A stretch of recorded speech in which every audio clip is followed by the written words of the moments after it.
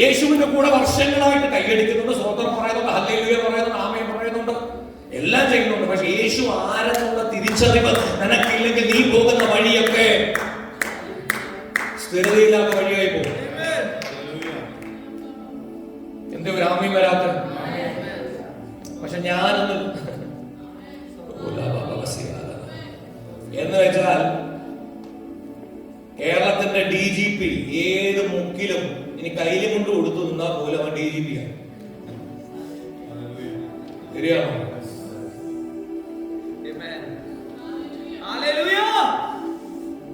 അതുകൊണ്ട് നമ്മൾ ആരെയും ഉണ്ടല്ലോ മുഖം നോക്കി സെൻസ് ചെയ്യരുത്.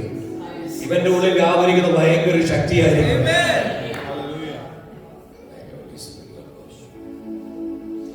നമ്മൾ വിചാരിക്കുന്ന സാന്നിധ്യം ഇറങ്ങണേ എന്ന് പറയുമ്പോൾ ഈ ഹോളങ്ങ് നിറയ്ക്കുന്ന പരിപാടിയാണ്.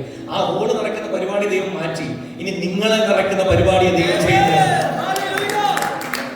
ആലയത്തിൽ പുക കൊണ്ട് നിറഞ്ഞെങ്കിൽ ഇനി ദൈവം ആഗ്രഹിക്കുന്നത് ഈ കോൺക്രീറ്റ് കെട്ടിടത്തിൽ ആത്മാവിനെ നിറയ്ക്കാനല്ല.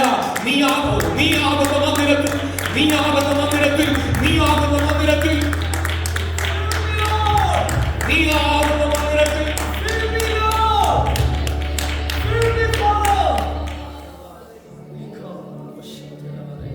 ഇപ്പോഴും പലയിടത്തും പുക കൊണ്ട് നിറയ്ക്കുന്നുണ്ട്. മോനെ അതല്ലടാ, പിശാച് നിന്നെ കളിപ്പിക്കുന്നു. ഇപ്പോഴും എല്ലാവരും പുക കൊണ്ട് നിറയ്ക്കുന്നുണ്ട്.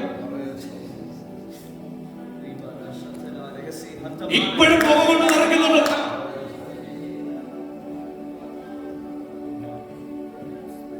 പിശാച് നിങ്ങളെ തെറ്റിക്കരുത്.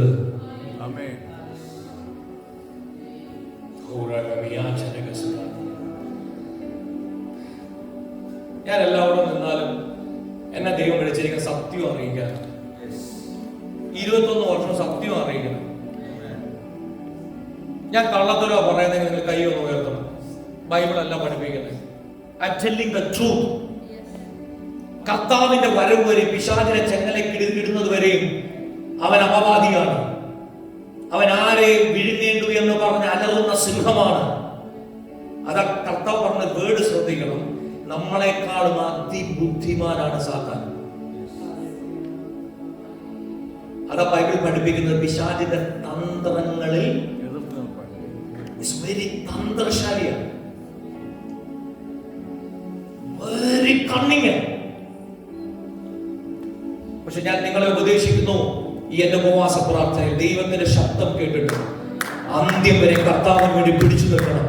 അന്ത്യം വരെ വിശ്വാസത്തിൽ നിൽക്കണം. അന്ത്യം വരെ അടിപതറാതെ ഒരു പൗലോസിനെ പോലെ അപ്പോസ്തലൻ